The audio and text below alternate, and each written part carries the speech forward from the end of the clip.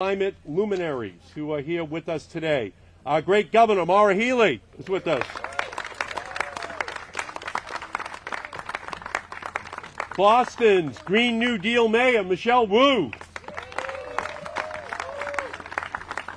The extraordinary Environmental Protection Agency Administrator, Michael Regan, is with us today. Environmental Protection Agency Regional Administrator David Cash is with us. Acting Director for the Greenhouse Gas Reduction Fund, Jahi Wise, is with us. He's the guy who put it all together, all of these programs as they're about to unfold. Joe Curtatone, the President of Northeast Clean Energy Council. Kevin Knobloch, who is the soon-to-be Chief Executive Officer of Greentown Labs. Right over here, Kevin. Lou Antonellis, Business Manager for Local 103. Chrissy Lynch, Chief of Staff of the AFL-CIO. Darlene Lombos, Executive Secretary-Treasurer of the Greater Boston Labor Council. Brian Doherty, Secretary-Treasurer of the Boston Building Trades. Joe Byrne, Executive Secretary and Treasurer of the Carpenters. We're also joined by State Representative Chris Worrell. Where are you, Chris? Boston City Councilor Brian Worrell. Boston City Councilor Tanya Fernandez-Anderson.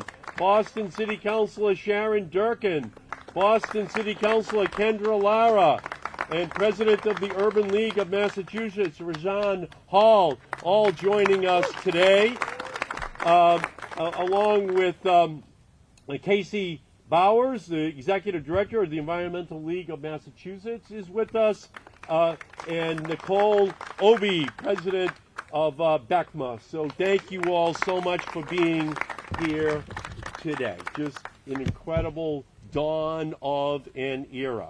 For more than a decade, I've envisioned a national climate bank. We built one into the first comprehensive climate bill to ever pass a chamber of Congress, and I co-authored that bill. It's known as the Waxman-Markey bill. In 2009, we passed the climate bank on the floor of the House of Representatives. It died in the Senate. But since then, I have championed the National Climate Bank Act in the Senate to keep that vision alive.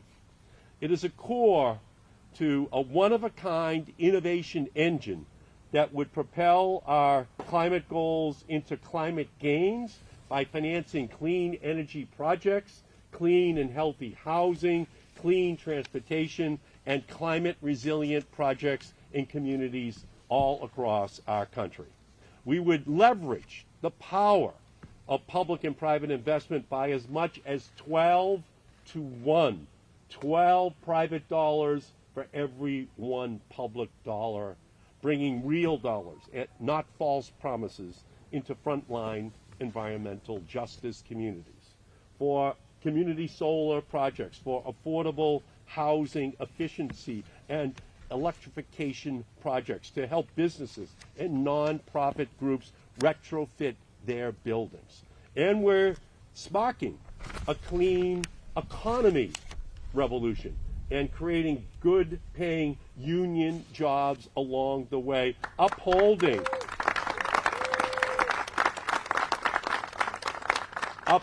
our Green New Deal promise of jobs and justice and climate action all at the same time. But a vision without funding is an hallucination. So after years of Republican climate denial and delay and diminishment, we are here today to celebrate a landmark $20 billion in funding that was included in my National Climate Bank law that has turned that vision into a reality. The vision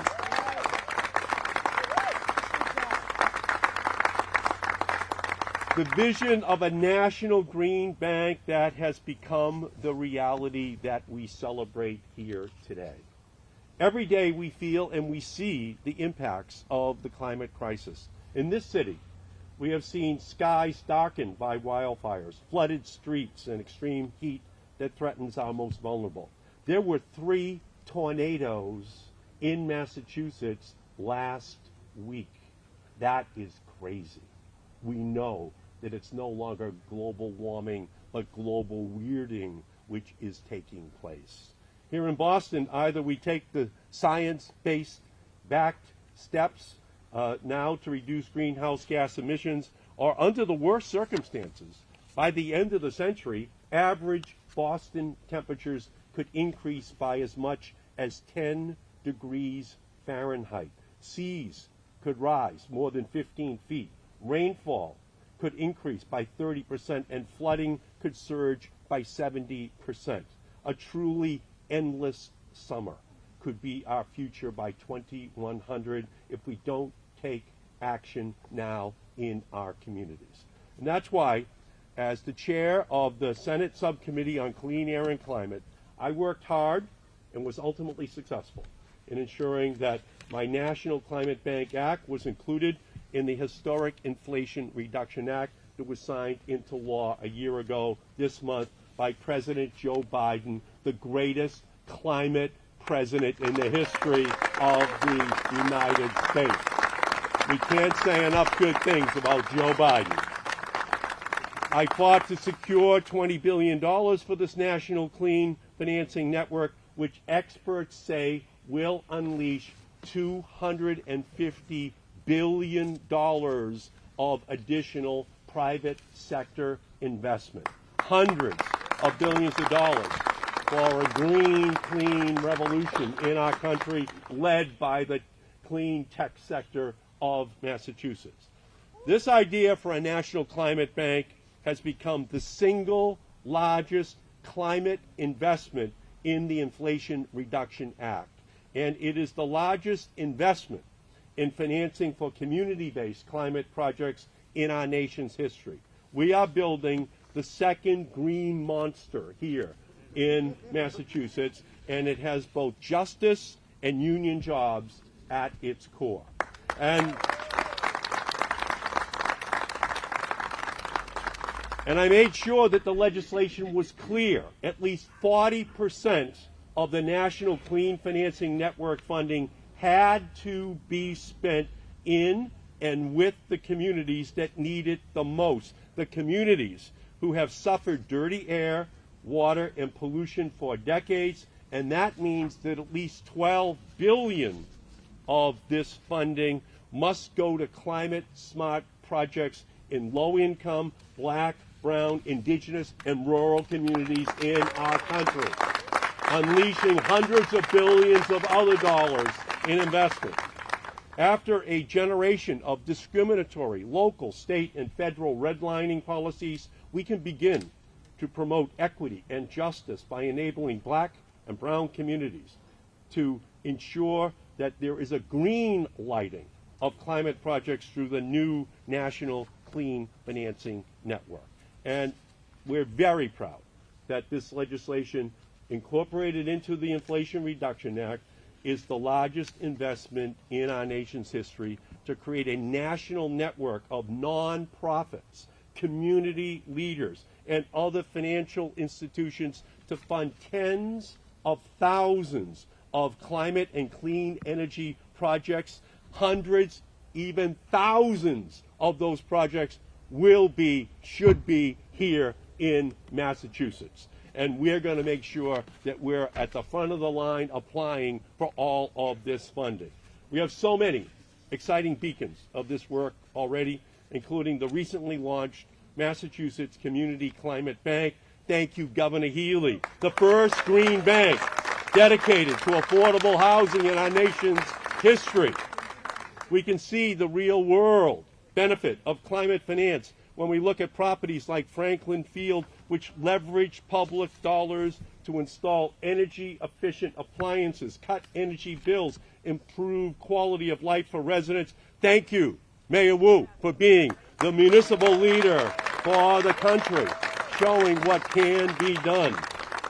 That is the kind of innovation that can be unleashed with investments as a result of that vision, that work for a national climate bank. That work means jobs for our unions, making houses cleaner and safer, and electrifying our homes. Places of worship will qualify, and businesses and building communities that will withstand climate disaster.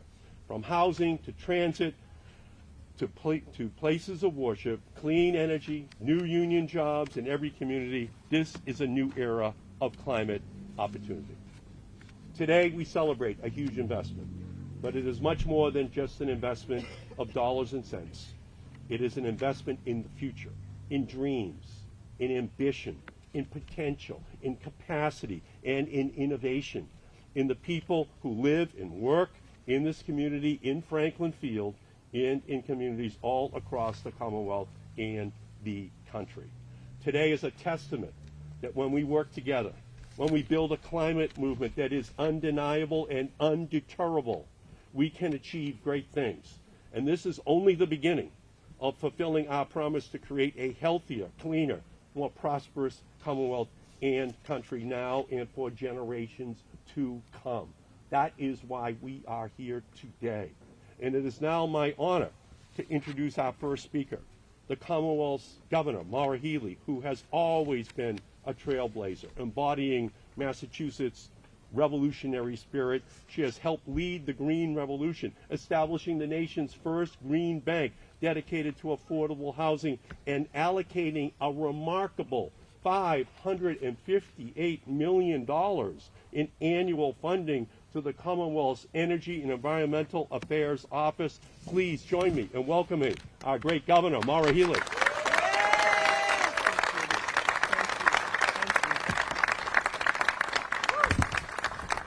Well, thank you. Good morning. Thank you so. And what a beautiful morning it is in so many ways. I want to begin by thanking Senator Markey, who is a tireless champion for our state, for the environment, for justice, for our country. We are so lucky to be represented by him in the United States Senate. Look at him pioneering once again, not only on climate change as a threat and talking about what is so real and pernicious every day. We see it, but importantly on solutions, on the things we need to do right now to take us forward. EPA Administrator Michael Regan, welcome to Massachusetts. And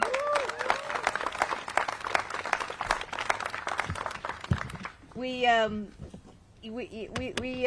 the Tar Heels, but we take a certain pride here in Massachusetts, and we're a little competitive. And we'd like to say that, you know, standing before and around you, among you, are some of the greatest folks in this collection of activity, from Senator Markey to our fantastic mayor, who has been really America's climate mayor, and Michelle Wu. She's elevated climate concerns to the very top of her administration.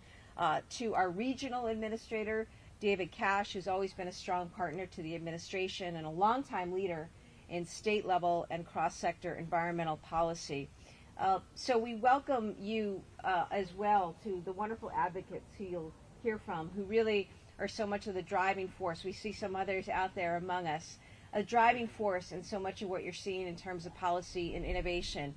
And we love to show them off. So welcome to Massachusetts, and thank you, Administrator Regan, for the work that you and the Biden-Harris administration are doing every single day that is resulting in a transformational climate agenda, particularly for prioritizing state and community partnership. That's how we get things done. And I also want to acknowledge our partners here in labor who have been with us right at the table every step of the way, and we are so grateful to them for that.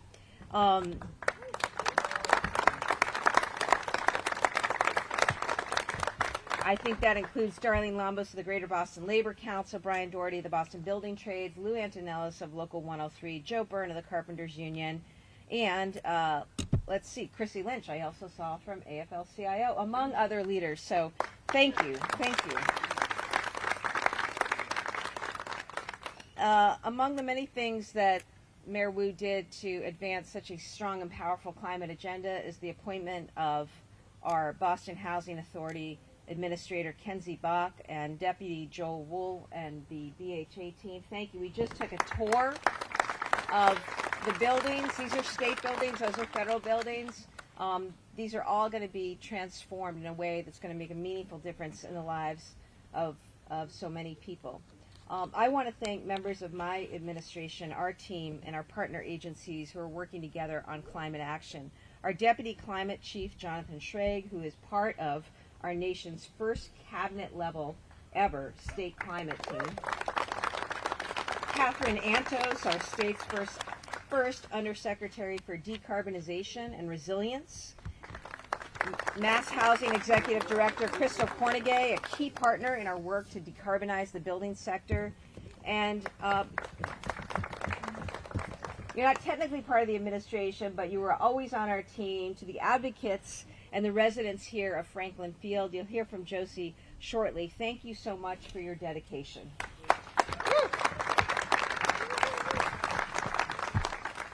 So we may not be on the waterfront here at Franklin Field, but we are on the front lines of climate change. I'll tell you that. That's because we understand that unfair, unequal health impacts, including higher rates of asthma, not only exist, but are going to get worse if we don't do something about it.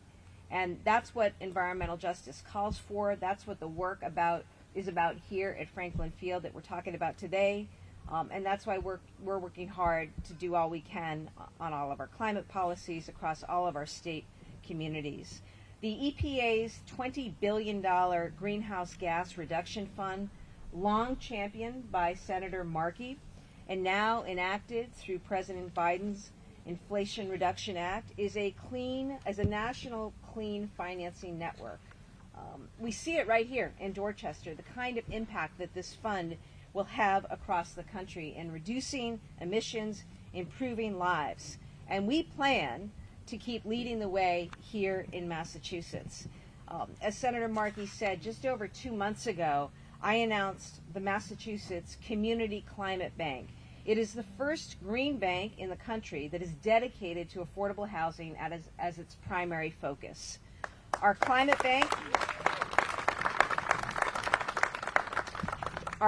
bank makes us eligible for these new federal funds, and our affordable housing focus puts us in an exceptionally strong position to advance the environmental justice work that Senator Markey prioritized and that the EPA has prioritized.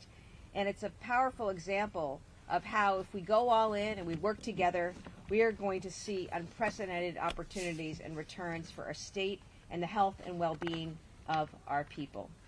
I also want to acknowledge Joe Curtatone, who's heading the Northeast Clean Energy Council. And I say that because, Joe, I appreciate all of your efforts and your partnership. I think one of the things that's special about Massachusetts is this secret sauce of people working together in government, state, local, federal, also in the NGO community, in the advocacy and grassroots organizations, and also with some of our business organizations, trade organizations. And that's what it's going to take to get this done, to move things forward. Our newly enacted budget not only establishes, as was mentioned, record levels of investment for funding for climate resilience and clean energy, it also includes resources to set up a building decarbonization clearinghouse.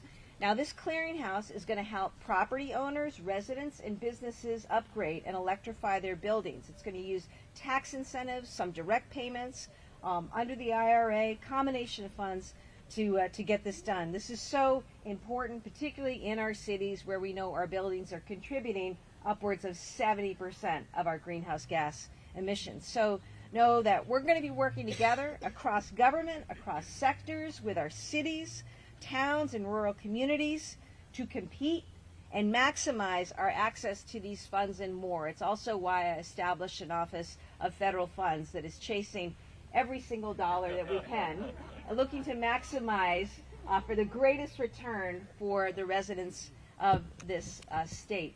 And I say that, Administrator, because what this is all about is those little kids that walked behind here just moments ago.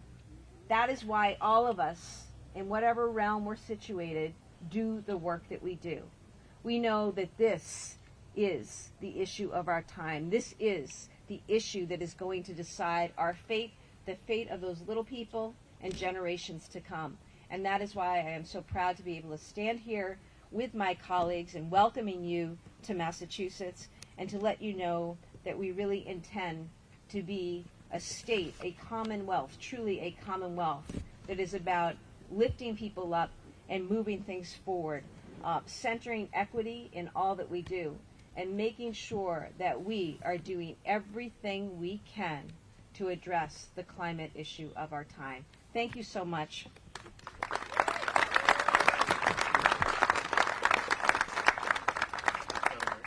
Incredible.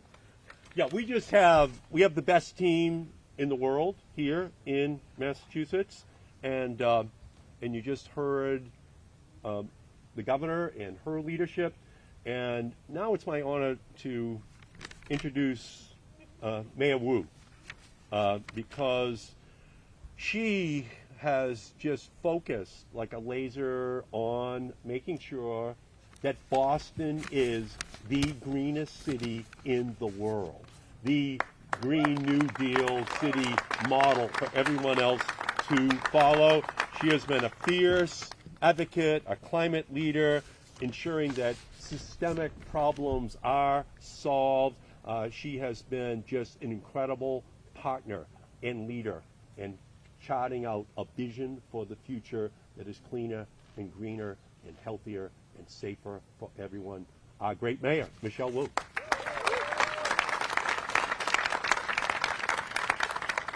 Good morning, everyone. One of the signs of a healthy ecosystem is bees, I guess. They're everywhere here today, and I think Senator Markey will watch my back and is ready to step in. So thank you to the federal government for many, many things that you do. We are here today to express gratitude. I'm so thankful to all those who are already recognized, colleagues in elected office, colleagues in labor, colleagues in advocacy and community. I think on the elected side, I saw that in addition to all those who were named, we were also joined by City Councilor Tanya Fernandes-Anderson, who I don't think was named, but wanted to make sure to thank her and all my friends and partners on the City Council and state legislature.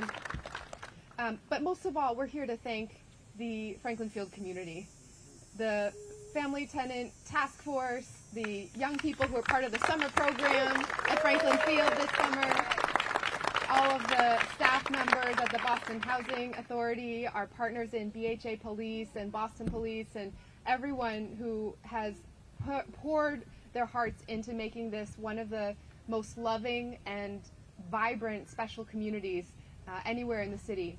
And we're so excited that the efforts of this combined team at the federal, state, and local level is really making sure that we can do our part, as much as residents are putting in, that we can do our part to also try to just ease the health and comfort, climate control, and opportunity that is accessible here.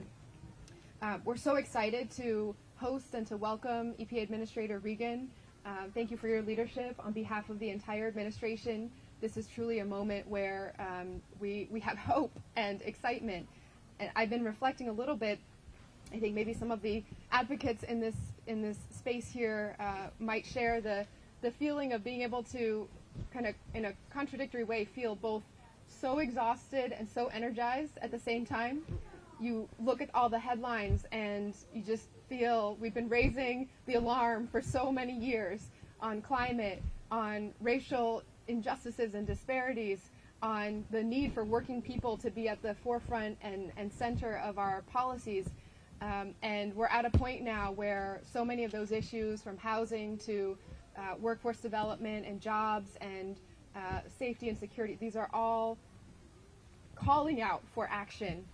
And at the same moment, we have an incredible leadership team with the Biden administration, with our delegation representing Massachusetts, with the Healy Driscoll administration, and all the incredible leaders I'm lucky to work with at the city level every day.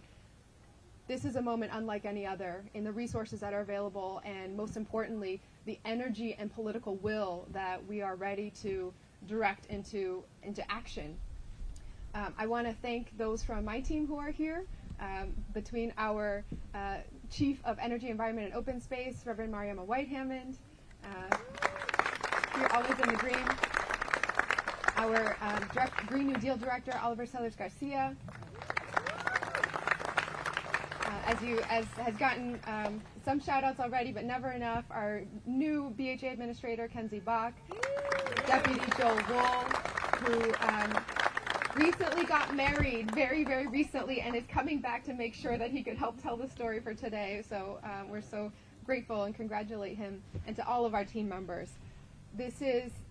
We're here because the dollars at the federal level, the policies and the opportunities at the state level, it all becomes real when at the city level we get to actually connect that to people's daily lives. And so we were here to take a walk around and to share and feel in the excitement that represents the Franklin Field community, and also to see some of the facilities improvements that are very much needed and will translate right away into generations of opportunity, health, and more. At this development, for example, as with all of them across the city, where we are really determined to make sure that our public housing stock is among the first to experience the full benefits of energy efficiency and climate control and resiliency. We are taking efforts to ensure that the gas boiler system will be converted to fossil-free heat pumps or even potentially geothermal. We're collaborating with National Grid to innovate and try to pilot some of that cutting-edge technology right here in Franklin Field. We're working to make all of our BHA buildings fossil fuel free by the end of the decade.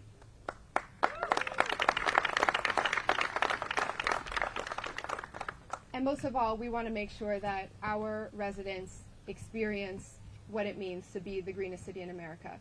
We are hopeful, determined, taking action to be the city that is the best for families. This is a time when people have tremendous needs that every family is trying to address, but also when our workforce is desperate for talent, is desperate for making sure that as patterns and modes of work shift, that we can be competitive, and we will continue to be that place where new ideas are formed and new companies bring jobs here. That requires being a place where people want to live, where people can afford to live, where people know that they can rest easy because between the best public schools and great summer jobs and opportunities, youth sports, arts, and everything in between, that we are doing our part to make sure that every part of a family's life is cared for and addressed. That is our approach on climate, that of course we're measuring emissions and targets and data and all that the science is telling us, but more importantly we're measuring how people feel. Whether you are excited and joyful and supported to live in community, whether when you go to sleep at night you can rest easy because it's not too hot in the unit and the air is pure and clean because of new ventilation that's been installed. Every single dollar that comes down from the Inflation Reduction Act and every other source that this incredible team is making available, we are going to make sure stretches to address as many possible parts of our community, our economy, and our families' lives that we possibly can. And here is where the magic happens, and it all starts from the community leaders who've been making this happen for a very long time. So thank you all for being here, and thank you for all of the support.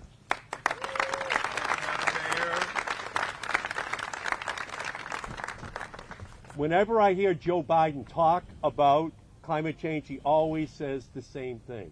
When he thinks about climate change, the first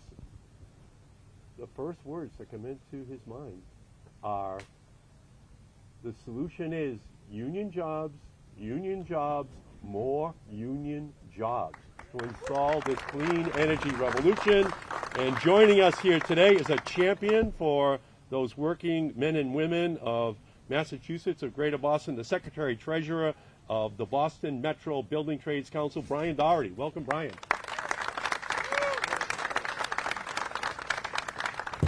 Good morning, everyone. Good morning. It is so great to be here in Dorchester with all of you. Proud Dorchester resident myself, and so great to be here with so many neighbors. My name is Brian Doherty, and I have the great honor of being here with my colleagues on behalf of organized labor. And if I can, I'd just like to say a quick thank you to a few of them. Before I get to our labor leaders, it's an honor to be here with our great governor, our great mayor, and our great senator. and the work that they're doing is incredible, and they're investing in our communities. Can we please hear it for these incredible elected allies who fight for us every day?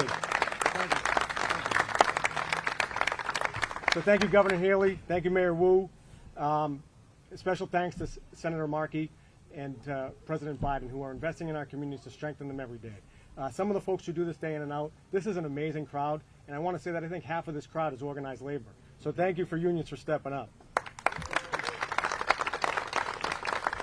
This is very much a partnership, and our elected allies care about investing in our communities, and as labor, we care about partnering with them to make sure that we're doing it the right way. So I'd like to thank Christy Lynch from the Massachusetts AFL-CIO, Darlene Lamos from the Greater Boston Labor Council, Chaton Green from the Boston Building Trades, Lou Antonellis from the IBW Electrical Workers, Danny O'Brien from the Pipefitters Local 537, Shamia Turner, and so many others that are here today. So thank you to them for joining us. Thank you. Thank you, guys. So this legislation, the legislation that Senator Markey is bringing to Massachusetts, is going to be an investment in $20 billion into about 350,000 careers. And why we feel so passionately that every single one of those jobs should be a union job, I'll tell you why. Because union jobs represent making a family have the ability to put food on the table with an income that works for their household economics. It means that every single member of that family has a chance to go to a doctor if they're sick and have health care coverage every day of their lives. It also means after giving your life, giving to your career for an entire 30 or 40 years, you have the right to retire with some dignity. That's what unions represent. Income equality, health care benefits for the family, and a retirement that we can call a dignified retirement. So for the folks who do that every day, can we please thank them for all the work they do to make sure every person has that? So on behalf of labor, it's simple for us. Senator Markey did amazing work. From the federal level to the state level to the local level, we know our elected allies, especially here in Massachusetts, are out there fighting every single day. We are proud to partner with them to do that work. Because every job in Massachusetts, we have a dual goal, that every job is a good job and to make sure everyone has access to them. Because it's pretty simple. It's making sure that everyone in that community can make it, and making sure that they make it by having a decent job that provides for them and their families. So we can't do that alone. We're here today to say thank you, to say we are partners to our elected allies who fight every day, and labor is going to be there every step of the way with you to fight alongside you for these shared values. So thank you, everyone, and really appreciate the opportunity to be here. It's an incredible day, so thank you to all of our allies and all this work. Thank you. Thank you, Brian. And again, Kenzie Bach, Joel Wolf, they gave us a great tour of this incredible facility, and we're in the heart of the great Ayanna Presley's district right here, and there's no one who's on the front lines every day fighting harder than Ayanna for equity and justice in all issues. And our next speaker is the most important speaker, because she represents the community. Josie Leon, the Vice President of the Franklin Field Family Tenant Task Force.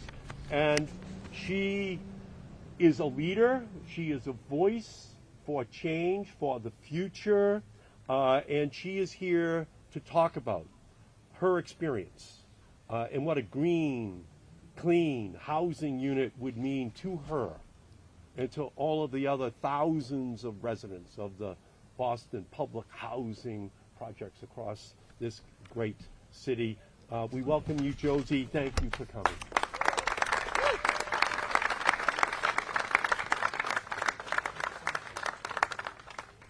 Good morning, everybody. Good morning. My name is Jocelyn Leon, but I'm short. They call me Josie. I am recently the elected Vice President of Franklin Field Family Tenant Task Force. It's amazing to have so many important guests here. I want to thank everybody for coming today. EPA Administrator Regan, Senator Markey, Governor Haley, and Mayor Wu, and our new Administrator, Kenzie Bach, which I had the pleasure of meeting and sitting down with her and talking about all that's going on.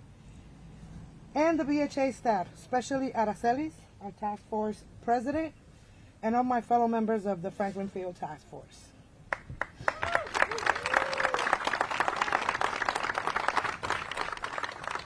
I decided to join the task force because I care about my neighbors and I love this community. I lived here at Franklin Field for over 30 years, and I've raised 2 children here. I'm also a proud member of the Boston Puerto Rican community, and I teach young people to dance, and I would like for them to grow up in a safe and healthy homes. A lot of discussion here today is about building, but this event is more than that. It's about us, the residents of Franklin Field.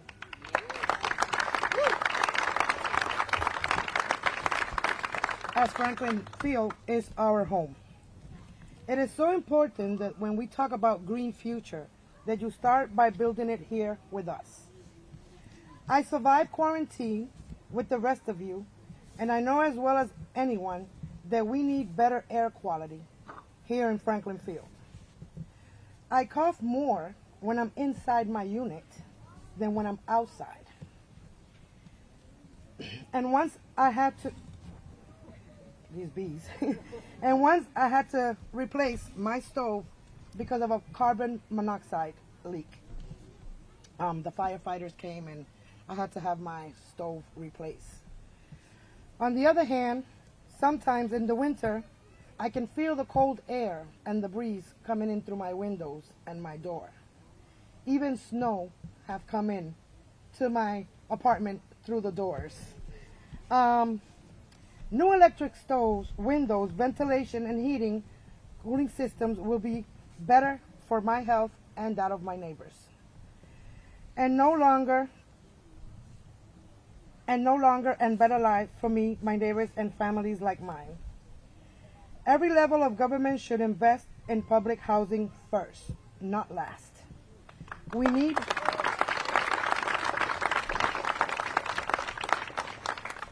support from our federal, state, and city to do green projects like this that improve our quality of life.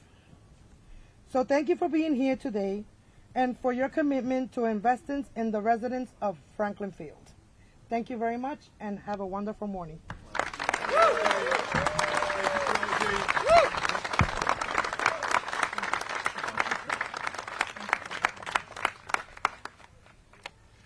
So Josie speaks for the millions of people who are going to be the beneficiaries of the Green Climate Bank.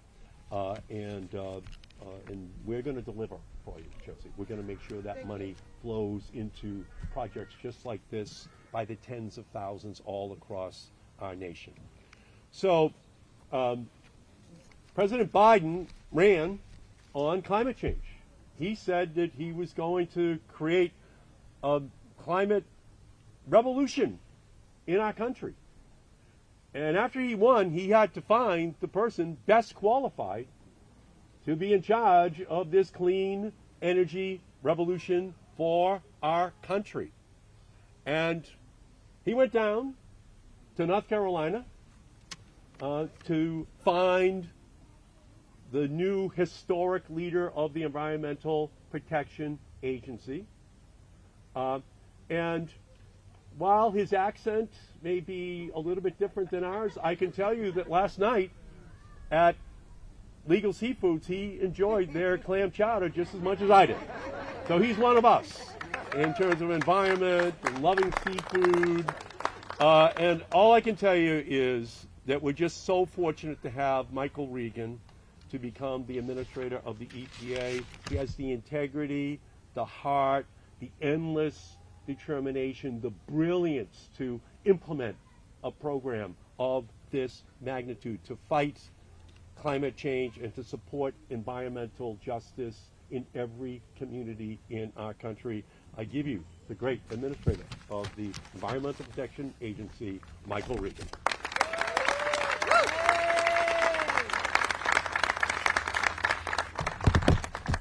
Well, good morning, everyone. I don't know about brilliant, but I'm smart enough not to repeat everything that these folks have said, so I'll be short. I do want to say to my good friend, Senator Markey, thank you. We would not be here but for Senator Markey. These visions of grandeur for a green bank didn't just start with this administration. He's been at this for decades, and so let's give him a round of applause.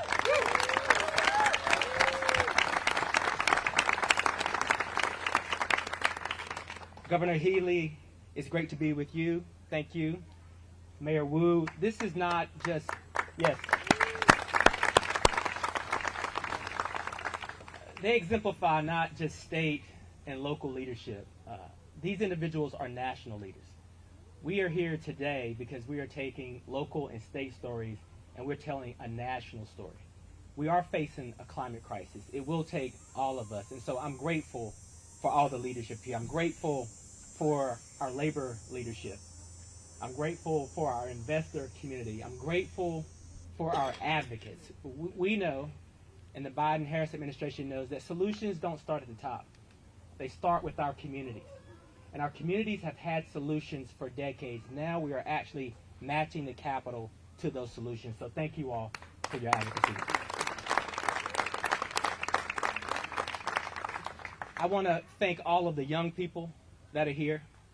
I think it's safe to say that every major movement in this country and in the world has been started and led by young people.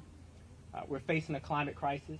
We're trying to reduce the climate anxiety for our young people. We can't do it without you, so thank you for your leadership and your participation.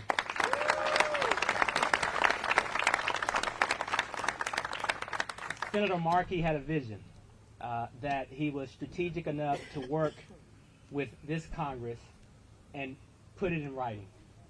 And it gave EPA $41 billion to focus on investing in environmental justice and equity and rehabilitating our communities all across the country. Of course, we're here today to talk about the $20 billion greenhouse gas reduction fund.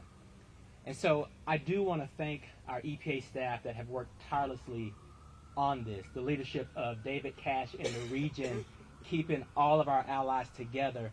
But most importantly, I want to thank a brilliant young man who took Senator Markey's vision and actually began to implement it, working with our local lenders, our environmental justice community, and Wall Street to design this program.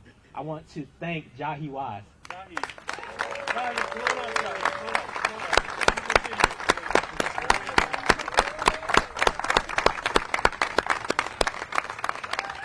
You know, it's Jahi's expertise that actually matches action with rhetoric. We talk about communities. We talk about investment. We talk about connecting environment, health, and climate. Well, this greenhouse gas reduction fund, Senator Markey's vision, is becoming a reality because of Jahi.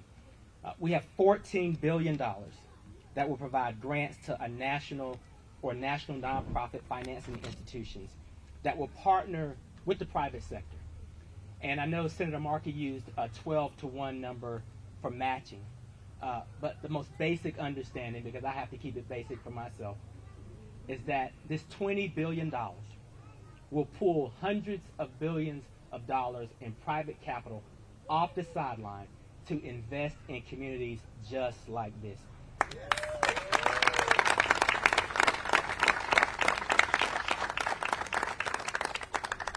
And you know, I think we have to acknowledge that in a tough political climate, we are facing a climate crisis. And as we try to reduce this climate anxiety for our young people, I have to give credit. We have to give credit to President Joe Biden.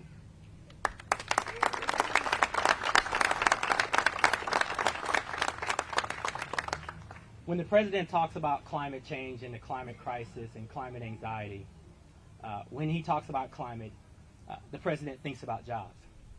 Because the president knows that there is integrity and dignity in a job. And that takes us to the most basic core understanding of where the president stands, which is the president is a president for everyone in this country, no matter your race, your zip code, or how much money you have in your pocket. And the president has committed that he will not leave anyone or any communities behind. This is an example of the president putting his money where his mouth is. And I want everybody to understand that he is working across the aisle tirelessly to bring resources, historic resources, to all of our communities so that we can tackle the climate crisis, so that we can improve our health and our well-being, and so that we can protect this planet for the future of all of our young people. So, folks, we're here today because of all of you. Collectively, this administration is trying to create a rising tide that doesn't leave anyone behind. So we're here in Boston today, yes, because of you, because of your advocacy, because of your leadership, but we're really here to mine this story and export it to the rest of the nation and the rest of the world. So thank you all for being here.